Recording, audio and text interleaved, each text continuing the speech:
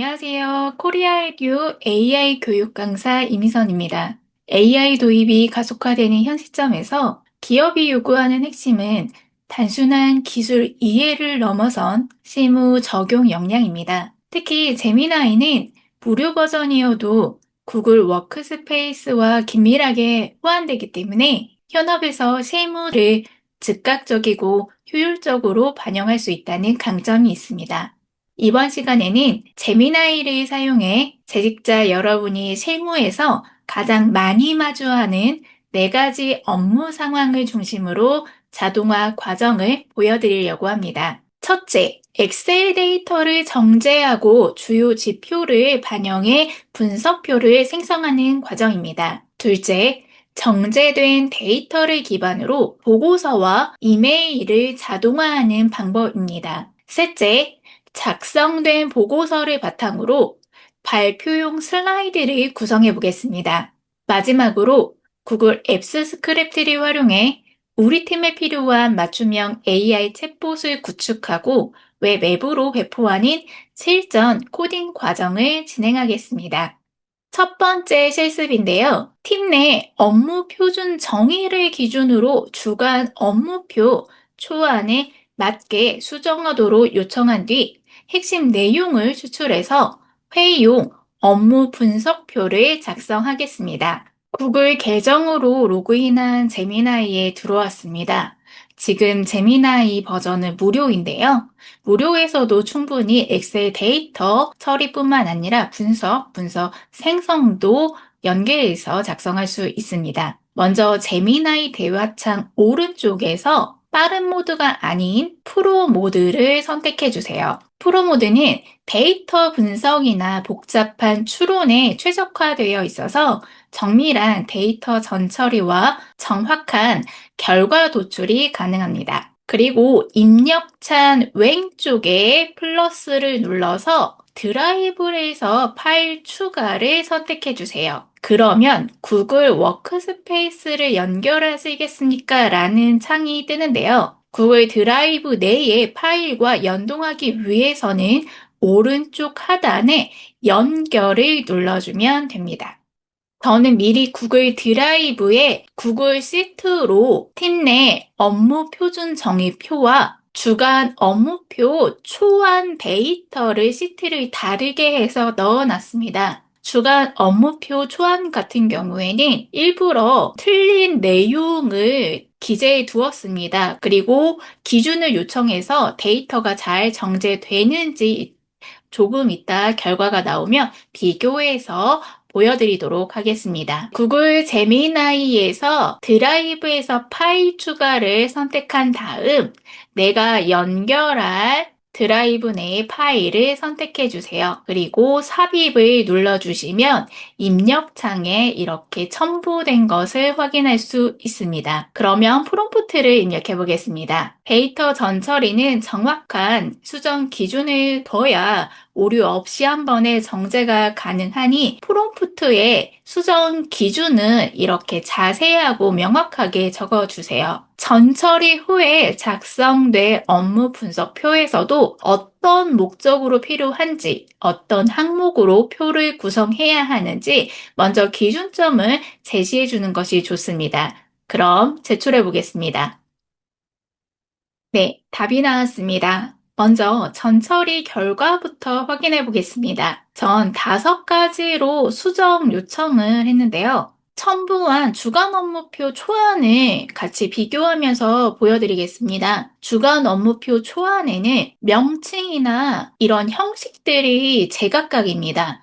그리고 일부러 맞춤법을 틀리게 두거나 공란을 두어서 지침에 맞추어서 정확하게 수정이 되는지 비교할 수 있도록 틀린 데이터를 입력해 두었습니다. 기준은 팀 내 업무 표준 정의로 두었는데요.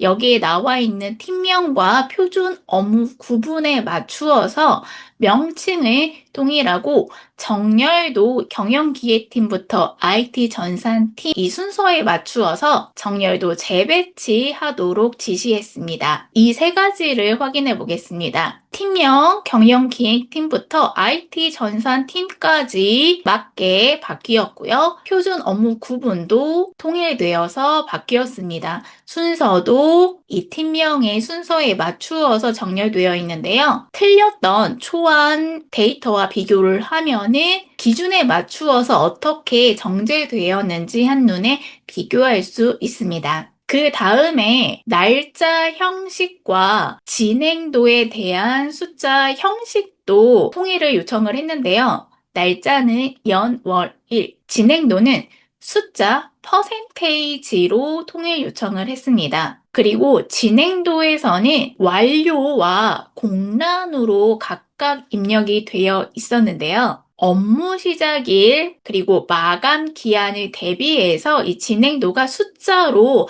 산출되게 요청했는데 한 가지 제가 조건을 걸었습니다. 2026년 2월 설 연휴인 2월 14일에서 2월 18일까지는 업무일에서 제외하고 산출하도록 했습니다. 이 전후를 비교하면은 숫자 퍼센테이지에 맞게 통일된 걸 볼 수 있고요. 마감 기한도 연, 월, 일로 잘 정제되었습니다. 업무 시작일 대비 마감 기한으로 해서 공란이었던 부분들을 다 숫자가 채워진 것을 확인할 수 있습니다. 이렇게 틀린 데이터에서는 어떤 결과를 도출할 때 문제가 생길 수 있기 때문에 반드시 AI에서는 분석 전에 데이터 전처리를 한 뒤 그 다음 분석이나 재가공할 문서로 요청을 해 두는 것이 좋습니다. 그러면 데이터들이 정리돼 결과를 기반으로 팀장의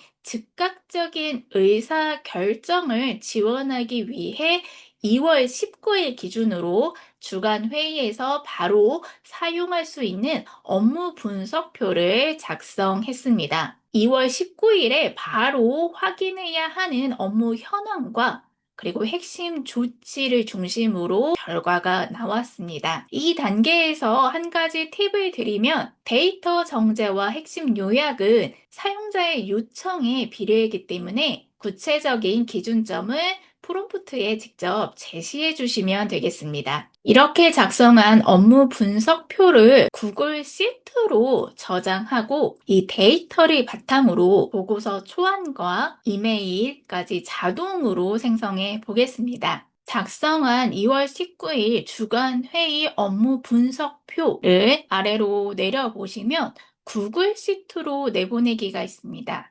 여기를 눌러주시면은 왼쪽에 조그맣게 창이 뜨는데요. 여기에 시트로 열기가 있습니다. 시트로 열기를 눌러주시면 구글 시트로 자동으로 연결이 되고요. 이름은 2월 19일 주간회의 업무 분석표로 수정을 해 보겠습니다. 이름을 바꿔주시면 구글 드라이브에서는 이 이름으로 자동 저장이 됩니다. 구글 드라이브를 열어주시고요. 여기에서 오른쪽 마우스를 눌러서 구글 문서를 클릭해 주셔도 새 파일로 열리게 됩니다. 처음에 문서 생성이라는 메뉴가 있습니다. 이 문서 생성을 클릭해 주시고요. 먼저 구글 드라이브에 있는 파일 이름만으로 간단하게 첨부하는 방법을 알려드리겠습니다. 골뱅이를 입력을 해주시면 구글 드라이브에 저장되어 있는 파일 이름이 리스트로 뜨게 되고요. 여기에서 내가 사용할 이름을 바로 선택해 주시면 됩니다. 저희는 아까 저장한 2월 19일 주간회의 업무 분석표를 선택하겠습니다. 표를 기반으로 팀장님에게 보고할 2월 19일 기준 주간 업무 보고서 작성을 바로 요청하겠습니다. 요청 사항이 있을 경우에는 프롬프트에 정확하게 명시를 해주시면 해당 내용으로 보고서가 작성이 됩니다. 저는 전체 총평, 그리고 틈별 실적 및 성과표, 문제 상황이나 대응 계획에 대해서 차례대로 한눈에 알 수 있게 정리를 해달라고 아까 프롬프트에 요청을 했고요. 어떤가요? 데이터가 정제되어 있으면 간단한 프롬프트만으로도 실무에서 사용할 수 있는 보고서 초안이 바로 작성됩니다. 이 보고서에서 의사결정이 바로 필요한 사항만 선별해서 요약해달라고 추가로 지시하겠습니다. 구글 독스나 워크스페이스 내에서 제미나이를 바로 사용하는 방법인데요. 오른쪽 상단에 보시면 반짝이 표시가 있습니다. 이 표시를 누르면 오른쪽 패널에 제미나이를 바로 사용할 수 있도록 화면이 뜨게 됩니다.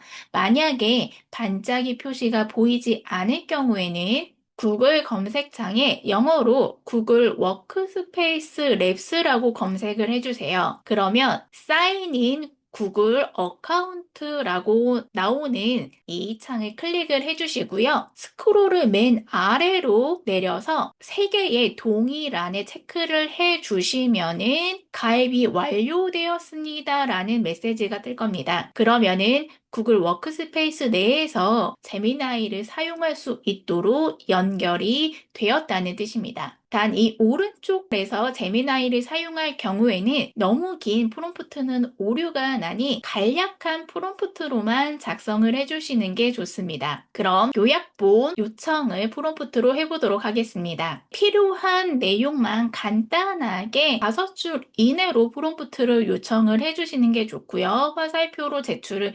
눌러주시면 2월 19일 신속 의사결정 요청 핵심 요약 보고가 작성이 되었고요. 해당 답변을 넣을 때에는 아래에 삽입을 눌러주시면 되는데요. 구글 독스 왼쪽에 보시면 문서 탭이 있고요. 여기 플러스를 눌러주시면 탭을 추가할 수 있습니다. 이 탭을 추가하게 되면 엑셀의 시트 같은 개념이거든요. 두 번째 추가된 탭에 삽입을 눌러주시고요. 탭 쪽에 더블 클릭을 하시면 탭마다 맨 처음에 작성되어 있는 제목이 자동으로 반영이 됩니다. 나중에 파일을 열어서 해당 내용들을 확인하시기에 이렇게 탭으로 구분해 주시면 훨씬 더 편리하게 확인할 수 있습니다. 이번에는 작성된 핵심 사항을 반영해서 바로 팀장님에게 보고할 이메일 내용을 자동으로 작성해 보겠습니다. 오른쪽 패널 아래에 제미나이 입력 창에 원하는 이메일 형식이나 조건 등이 있다면 간략하게 프롬프트로 요청을 해주세요. 이메일 내용을 바로 지메일로 연동해서 발송하기 위해서 문서 탭에서 플러스로 탭 추가를 새로 해주시기 바랍니다. 그러면 이메일 초안이라는 메뉴가 있는데요. 여기를 눌러주시면 지메일 템플릿이 나오게 됩니다. 이메일 본문 작성에 커서를 넣어주시고 작성된 이메일 내용 답변을 삽입으로 입력하겠습니다. 그리고 제목란에 넣어주고요. 긴급 요청으로 말머리를 추가하겠습니다. 이 템플릿을 사용한 가장 큰 이유인데요. 바로 지메일로 발송을 할 수 있습니다. 왼쪽에 M을 눌러주시면 우측에 지메일 작성 창이 열리고요. 수신자 이메일 주소만 입력을 해주시면은 바로 발송까지 완료할 수 있습니다. 보고서 내용이 확정되었으면은 구글 슬라이드로 회의 발표용 PPT를 생성해 보겠습니다. 아까 2월 19일 주간 업무 요약표를 작성했던 제미나이로 돌아오겠습니다. 여기에서 입력창에 플러스를 눌러서 드라이브에서 파일 추가를 선택해 주세요. 방금 작성했던 2월 19일 주간 업무 보고서 파일을 선택해서 삽입해 줍니다. 이 업무 보고서 내용과 위에 작성되어 있는 2월 19일 주간 회의 업무 분석표에 수치 데이터를 같이 사용해서 총 10장의 슬라이드 작성을 지시하겠습니다. 목차는 논리적인 전개와 차트 중심으로 구성하라고 요청해 주시면 좋고요. 저는 조금 더 논리적인 전개를 위해서 업무 현황, 문제 진단, 의사 결정 필요 사항, 대응 방향 순서로 지시를 하겠습니다. 슬라이드 작성을 위해서 도구에서 캔버스를 선택을 해 주시고요. 사고 모드로 전환을 해 주세요. 제출을 눌러 보겠습니다. 캔버스를 선택을 해 주시면 슬라이드가 우측 패널에 자동으로 생성이 됩니다. 표제의 마지막 장까지 포함해서 총 11장의 슬라이드가 이렇게 시각화 중심으로 작성이 되었습니다. 우측 오른쪽에 있는 슬라이드로 내보내기를 눌러주세요. 그러면 바로 왼쪽 하단에 슬라이드 열기 버튼이 나오고요. 여기를 눌러주시면 구글 슬라이드로 연계되어서 바로 보여지게 됩니다. 글자가 조금 작거나 판이 안 맞을 경우에는 장표에서 바로바로 수정을 하실 수 있습니다. 이미지 같은 경우에는 오른쪽 패널에서 바로 수정 요청을 할 수 있습니다. 리스크 팀별 진단 어울리는 비즈니스 이미지로 생성해 라고 요청을 하게 되면은 한 번에 총 4개의 이미지들이 생성이 되고요. 클릭을 해 주시면은 해당 슬라이드에 삽입이 되고 기존 이미지를 삭제해 주신 상태에서 배치를 해 주실 수 있습니다. 마지막으로 신입사원을 위한 팀별 온보딩 챗봇을 제미나이에 요청해서 구축해 보겠습니다. 신입사원이 업무에 대해서 질문을 했을 때 어떤 팀에서 어떤 업무를 하는지 답변을 줄 수 있도록 이 팀 내 업무 표준 정의를 기준으로 두도록 하겠습니다. 제미나이에서 캡처 도구를 사용해서 팀 내 업무 표준 정의, 시작, 열과 행이 보이도록 캡처를 해주시고요. 제미나이로 돌아가서 새 창을 열어주세요. 코딩이기 때문에 잘 생성될 수 있도록 사고